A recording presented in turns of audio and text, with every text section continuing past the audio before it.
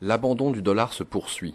Monsieur Souquet a vu comme moi que même l'Angleterre et la Suisse ont rejoint la AIIB, cette nouvelle banque d'investissement chinoise disposant de son propre SWIFT de compensation. Donc la France, l'Allemagne et l'Italie confirment qu'elles souhaitent y participer. La liste des pays souhaitant se joindre à cette banque s'allonge avec la lecture des articles. Australie, Luxembourg, Corée du Sud. La meilleure est que les Américains s'en foutent de rage. Alors les Américains, non mais écoutez bien, l'incroyable, ils sont de mauvaise foi. Alors en fait, l'inquiétude des États-Unis est que cette nouvelle banque d'investissement ne puisse pas avoir les standards de gouvernance suffisamment élevés pour protéger sécurité sociale et environnementale. Voilà, pour protéger la sécurité. Non mais attends, de la part des Américains qui ont déclenché la crise, hein, avec leurs CDS toxiques, hein, avec lesquels ils ont endetté le monde entier, bande d'enfoirés. Et c'est eux qui nous donnent des leçons. Non mais c'est invraisemblable. Non mais tu le vois là. Alors, C'est pas les Chinois qui ont inventé les CDS, hein. Je le rappelle, hein, c'est la JP Morgan qui l'a, hein, avec la bénédiction de la Fed, précisons-le, hein, parce que Blythe Masters n'aurait jamais pu le faire toute seule sans la bénédiction de la Fed, de Monsieur Alan Greenspan, c'est pas possible autrement. comment se fait-il qu'il y ait cette défiance de la part des pays européens? D'une part parce que d'abord les gouverneurs de banques centrales ont exactement les mêmes informations que nous, hein, et même parfois bien meilleures. Dans le sens où le dollar va à sa mort, hein, on le sait. Aujourd'hui, le dollar ne vaut plus que 4 centimes par rapport aux 100 centimes qu'il valait en 1913 déjà. Donc, alors ensuite, ça c'est la première chose.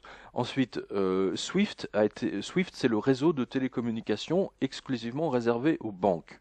D'accord? Donc, auparavant, toutes les banques mondiales n'utilisaient que SWIFT. Hein, c'est un réseau privé, hein, on va dire c'est un réseau de télécom privé par lequel tous les virements entre toutes les banques du monde, c'est ce qu'elles empruntent, voilà, elles passent par ces câbles-là, on va dire ça comme ça.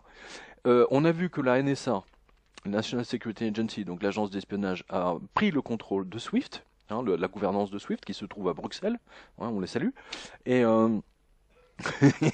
oui, non, mais hein, parce que Swift, c'est vraiment une bande d'enfoirés, quoi.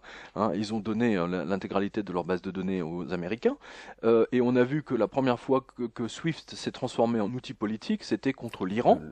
Et après le Vatican. Et après le Vatican. Et maintenant, on a vu, j'ai donné cette information ici tout de suite, hein, parce que les Russes ont interprété ça comme une déclaration de guerre, lorsque Cameron a exigé que la Russie soit éjectée de SWIFT, hein, donc que les banques russes ne puissent pas être payées ou payer quelqu'un. Hein, aucune sortie ou entrée possible de finances. Hein, voilà.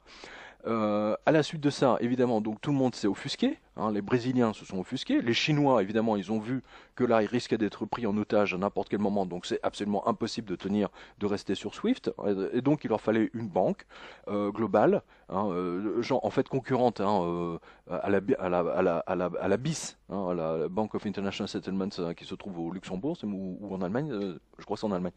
Bref, donc il leur fallait un concurrent. Hein, sortir les Américains, leur font une entité concurrente. Oui, qui avait le monopole, oui. Voilà, d'une part pour être prêt au crash du dollar final, hein, et ensuite pour sauvegarder leurs propres intérêts. Ce qui explique pourquoi même les Anglais, hein, et les Américains ont hurlé quand les Anglais ont dit bah on y va aussi. Hein, donc ils ont, mais bon c'est la perfide à Lyon, hein, c'est pas nouveau. Hein, les Anglais ne vont que là où se trouvent leurs intérêts, hein, par définition. Donc même les Anglais, les Français, etc. vont y aller. Et du coup, ça va être un réseau concurrent et une banque concurrente à l'intégralité concurrente, à tout ce qui est BIS, Banque mondiale, etc., etc. Et bien entendu, SWIFT. Voilà la réalité. C'est derrière tout ça, maintenant, il y a des stratégies géopolitiques, hein, et il est vital de se dégager de là, hein, du dollar. Airbus va vendre des avions aux Chinois, il va vendre des avions, je sais pas, au Brésil, etc. Ils n'ont pas du tout envie, en cas de clash avec les Américains, et on voit bien que les Américains veulent la guerre en Ukraine. Et d'ailleurs, à ce sujet, je vais donner une information tout de suite après, tu me le rappelles, hein, si j'oublie. Ouais. Donc là, pour eux, il est vital de prendre toute indépendance politique et surtout de ne pas se heurter à du chantage financier, comme l'ont fait les Américains via SWIFT sur le Vatican, sur l'Iran et le Vatican, évidemment. Voilà, voilà la réalité. Et d'ailleurs, puisqu'on parle de ça, je vous donne une information qui est sortie hier, donc j'ai pas eu le temps de la traiter, mais c'est intéressant parce que j'ai toujours dit ici, tu es témoin, que les Américains pousseront vers la guerre, quelle qu'elle soit, que ce soit dans le détroit d'Ormuz, j'ai souvent parlé du détroit d'Ormuz, tu t'en souviens, pour masquer la faillite de leur banque, de leur système financier. Bien, écoutez bien, c'était hier, donc mardi, ou dans la nuit de lundi à mardi, je ne sais plus. Donc, figurez-vous que les députés américains ont voté. Le vote, c'est 348 oui et 48 non. Donc c'est massif. Les Américains, les politiques américains ont voté pour l'envoi des armes à eux, des armes américaines, donc informatisées, etc., en Ukraine. Ce que les Russes, bien entendu, ont pris tout de suite. Alors là, c'est Déclaration de guerre, quoi. C'est une déclaration de guerre. Alors là où c'est ce que dit Zero Hedge, par exemple, ils disent, en fait, ils se sont bien débrouillés parce qu'ils disent, oh, bah non, nous on n'envoie pas des troupes, on leur vend juste des armes. On leur vend juste des armes. Alors précisons à tous nos auditeurs qui nous écoutent, parce que ça aussi, ça s'est passé sous le radar, et ça c'était la semaine dernière. Comme par hasard, on refuse de donner des milliards aux Grecs, mais on a donné 8 milliards à l'Ukraine. Alors là, il n'y avait pas d'opposition, ni des Allemands, ni de qui que ce soit, ni des Français. On ne dit pas aux Ukrainiens, vous devez rembourser vos dettes, comme on le dit aux Grecs. Les Grecs, qu'ils aillent se faire entuber par Unilever, c'est le cas de le dire. Voilà. Donc on voit bien qu'il y a deux poids, deux mesures, dès qu'il s'agit de l'Ukraine. Donc ils ont donné 8 milliards à l'Ukraine, et l'Ukraine va donner ces 8 milliards aux Américains pour acheter leurs armes. C'est QFD. Là, vous avez la démonstration du billard à 2-3 bandes, quoi, comme ça. Tac, tac, tac. Voilà à quoi sert l'Europe. Les Américains fonctionnent toujours par le billard 2-3 bandes, voire même 5 parfois.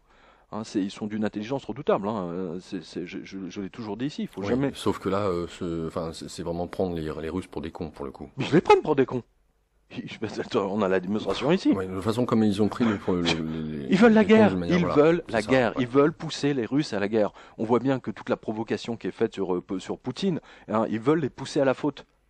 Ils veulent les pousser à la faute et à un moment donné, effectivement. Sauf que la faute a été plusieurs fois commise par les États-Unis. Là, pour le coup. Mais c'est les Américains, mais c'est leur méthode. Ouais. C'est une méthode de voyous. Ce sont des voyous. Et tout ça pour protéger leur dollar ou masquer la faillite de Wall Street.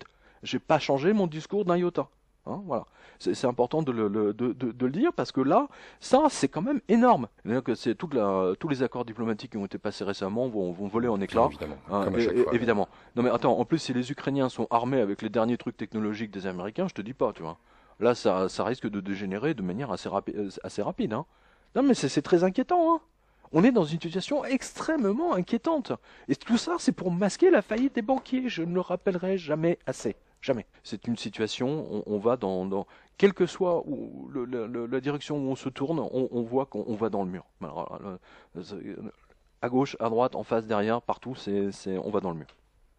Les taux se resserrent de tous les côtés, tu vois. Et ça va se passer en Europe. Et dans Notre-Dame de l'Apocalypse, il y a un chapitre sur l'Ukraine, où il y a une apparition de la Vierge en Ukraine, et le KGB était à l'époque extrêmement embêté, parce que ça a eu lieu devant tous les policiers du KGB, des Russes, etc., qui étaient venus. Elle a dit qu'une grande chose sortirait de l'Ukraine. Donc je pense qu'effectivement, il y aura une guerre, mais que ce n'est pas ceux qui pensent qu'ils vont gagner. J'ai toujours dit, les Américains vont perdre. Pour la simple raison, si tu envoies des Américains se battre dans un pays qui n'est pas le leur, ça va être comme le Vietnam, ça va être comme l'Afghanistan. Quand des soldats se battent dans un pays qui n'est pas le leur, ça finit toujours mal. Toujours. Donc, alors, puisqu'on parle de la mort et d'une potentielle guerre mondiale, ce petit billet intitulé Le bilan 2008-2015 pour les Français, ou les salariés français, en pièces d'or avant la Troisième Guerre mondiale. Ah, c'est excellent ça, excellentissime. De notre lecteur Pascal, je cite, quelqu'un, caissière, manutentionnaire, qui gagnait 1200 € par mois juste avant que n'éclate la crise des subprimes en France, mi-juillet 2008, pouvait acheter presque 11 pièces de 20 francs or, Napoléon, plus précisément 10,81. Le cours était de 111,05 €. Aujourd'hui, si la personne a gardé son travail et qu'elle a été augmentée, disons, au mieux à 1300 €, elle ne peut plus s'acheter que 6 pièces. Napoléon. 6,4 pour être précis. Le cours actuel, même manipulé à la baisse, est de 203,20 €. Voilà. La différence est de 69%. Certes, on vit avec du pain, du fromage, un steak, etc. Mais avec la monnaie ultime, voilà le résultat. J'ose penser à l'or, donc à la guerre, en voyant plus de 3000 soldats américains débarquer avec des chars dans les pays baltes.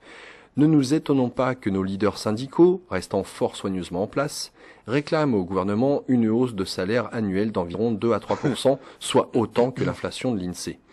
Donc là, il y a une petite vidéo avec ci-dessous les chars Armas débarquant en Lituanie. Abrams, ouais. Non, ça c'est intéressant parce que c'est en relation avec l'information que j'ai donnée précédemment. Hein. Tu peux la passer 2 secondes parce que on va entendre un général américain dire à quel point il est fier de débarquer avec ses chars en Lituanie ou en Estonie, je sais plus. C'est en Lituanie, oui. Voilà. Et donc on nous dit qu'il n'y a pas de guerre de prévue. Non, juste que les Américains sont en train de débarquer tous leurs chars Abrams.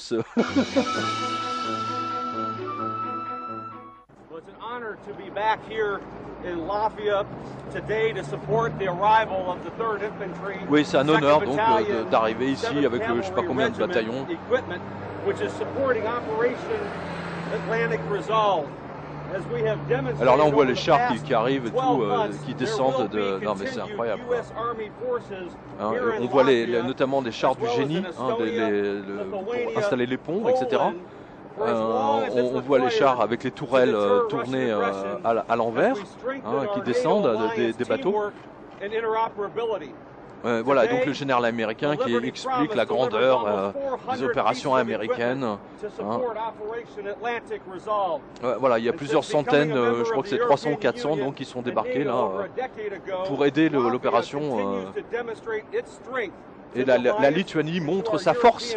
Tu parles, je veux dire, les Russes, ils se fâchent, tu vois, ils l'envahissent en 2 heures. Tu vois. L'ultime sacrifice des troupes américaines en Afghanistan, etc. Machin. Tu sais, la propagande comme en 1940, tu vois. Voilà. Et ça, vous l'avez pas vu sur BFM télé, hein, mais vous le verrez jamais. Ou alors il sera trop tard. Voilà, il est en train de citer Ronald Reagan, la liberté, machin, le truc. Il faut la donner à nos enfants, blabla. Avec toujours les pans et gros discours américains. Les discours à la con, les tartes à la crème, voilà. Vraiment. Ben là, voilà, démonstration in vivo, voilà, de la guerre qui s'approche, qui se prépare, voilà.